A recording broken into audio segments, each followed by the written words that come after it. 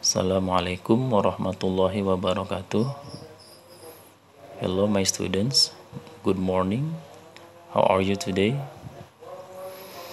Semoga kita semua selalu dalam lindungan Allah Subhanahu wa taala ya. Amin. Oke, anak-anak kelas 1 SD ITN Nurul Ikhlas.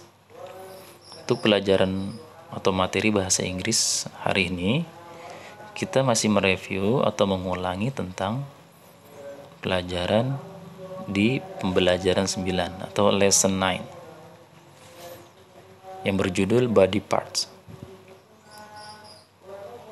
Silakan dibuka buku bahasa Inggris kalian halaman 81. Nah, di lesson 9 ini atau pelajaran 9 ini kita akan belajar tentang bagian-bagian tubuh ya.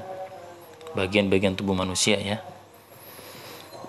Nanti di dalam materi ini kita akan belajar tentang membentuk vocabulary atau kosakata yang berhubungan dengan bagian-bagian tubuh. Yang kedua, kita juga akan belajar tentang penggunaan kata sifat tentang ukuran. Yang ketiga, kita juga akan belajar tentang bentuk plural atau bentuk jamak dari bagian-bagian tubuh. Oke, semoga kita semua sudah siap ya.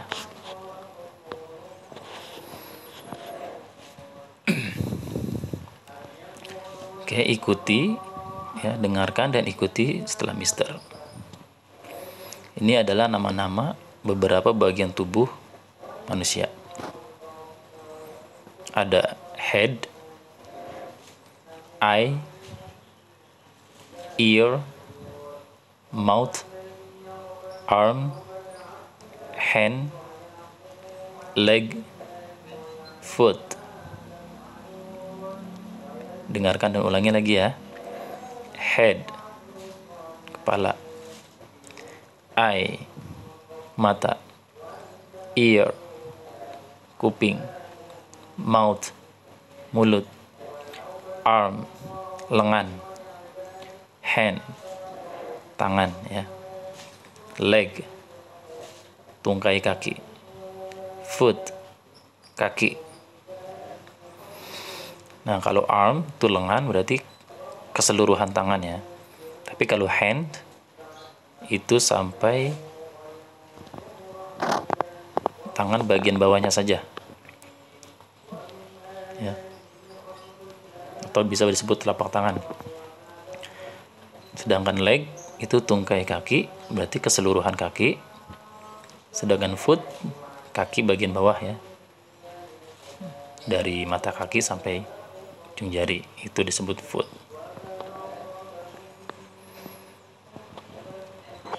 Oke, anak, sekarang buka halaman 86.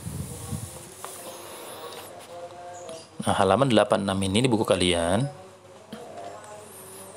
ada kata benda singular, ada kata benda plural. Kata-kata benda singular itu yang berarti tunggal atau satu ya. Contohnya one eye, satu mata.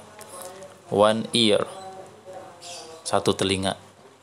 One arm, satu lengan. One foot, satu kaki. One leg, satu tungkai kaki. One hand, satu tangan. Sedangkan plural itu adalah kata benda untuk benda-benda yang lebih dari satu atau jamak ya. Biasanya kata benda yang berbentuk plural atau jamak ditambah akhiran s.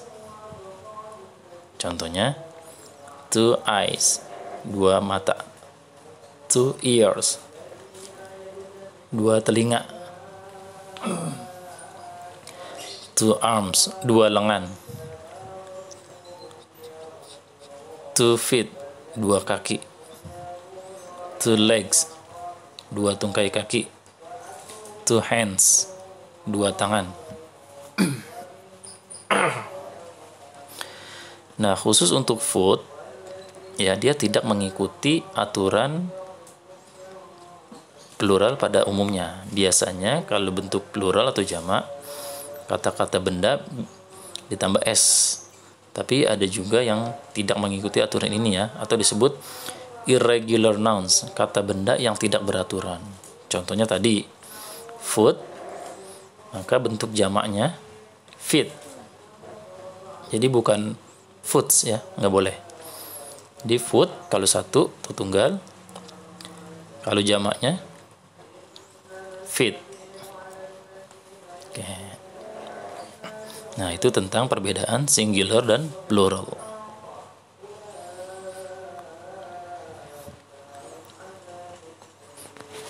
Sekarang perbedaan have atau has. Have atau has artinya sama, mempunyai atau memiliki. Ya. I have one nose. Ya, saya mempunyai satu hidung. She has one nose, dia mempunyai satu hidung. Lalu perbedaannya di mana? Perbedaannya, have digunakan ketika subjeknya I, you, they, we. Jadi kalau subjeknya atau pelakunya I, you, they, we, maka pakai have. I have, you have, they have, we have. Contohnya, I have one nose. Saya punya satu hidung. You have two ears. Kamu punya dua telinga. They have one mouth. Mereka punya satu mulut. We have two feet. Kita mempunyai dua kaki. Nah, itu penggunaan untuk have. Sedangkan has digunakan jika subjeknya he, she, it, atau nama orang sendiri ya. Nah, nanti dia diikuti kata-kata has. He has, she has, it has. Nah, it ini untuk selain manusia, bisa binatang, benda ya.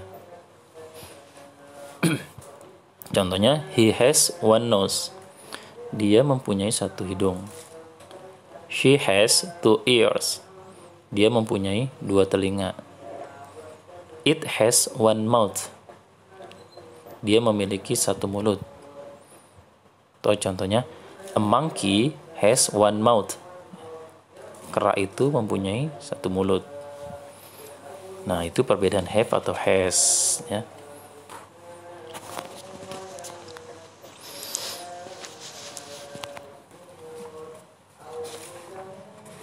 Nah, ini ada di buku kalian halaman 87 ya.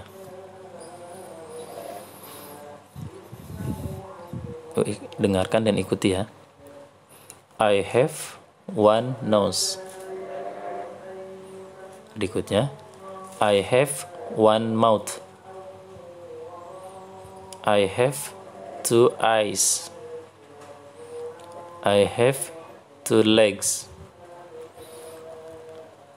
I have two feet. I have two arms. I have two ears. I have two hands. Nah, itu penggunaan have. Karena subjeknya I, dia pakai have. Tapi kalau nanti subjeknya kita ganti dengan she, maka have-nya kita ganti has ya. She has one nose. She has one mouth. She has two eyes, dan seterusnya.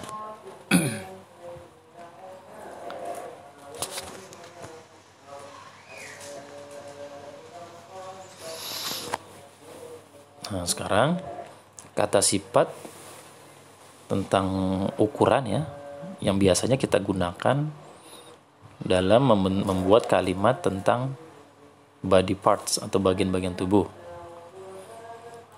Contoh-contoh kata sifat tentang ukuran yaitu big, besar, small, kecil, long, panjang, dan short, pendek. Dan masih banyak lagi yang lainnya ya. Contohnya slim, langsing ya, tiny, kecil ya. Tapi di buku kalian di halaman 89 ini contoh yang digunakan kata sifatnya: big, small, long, short. Nah, bagaimana cara membuat kalimatnya? Kata-kata sifat ini ya harus diletakkan sebelum kata benda. Karena materi kita tentang body parts, tentang bagian-bagian tubuh, maka nanti dia letaknya berarti sebelum bagian-bagian tubuh ya. Karena bagian tubuh itu body parts termasuk kata benda. Nah, kata-kata sifat ini letakkan sebelum kata benda tersebut. Contohnya, big eyes, mata yang besar. Small nose, hidung yang kecil. Long arms, lengan yang panjang. Atau kalimat sempurnanya contohnya, lihat gambar pertama. She has 2 big eyes. Dia mempunyai 2 mata yang besar. Jadi big eyes. Kata sifatnya dulu big, baru kata bendanya eyes. Gambar kedua, I have small nose. Saya mempunyai hidung yang kecil. Smallnya duluan, kata sifatnya duluan, baru kata bendanya nose. Gambar ketiga, monkey has long arms. Monyet itu atau kera itu memiliki lengan yang panjang. Di kata sifatnya dulu long, baru kata bendanya arms. Long arms, lengan yang panjang. Oke, bagaimana anak-anak? Bisa sedikit dipahami? Ya. Jika sudah paham, alhamdulillah ya.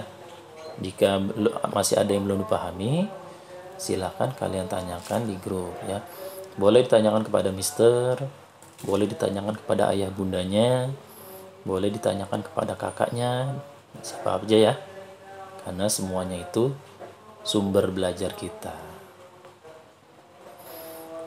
Oke anak-anak, Mister kira cukup untuk hari ini materi bahasa Inggris kita. Thank you so much. Good luck and see you. Wassalamualaikum warahmatullahi wabarakatuh.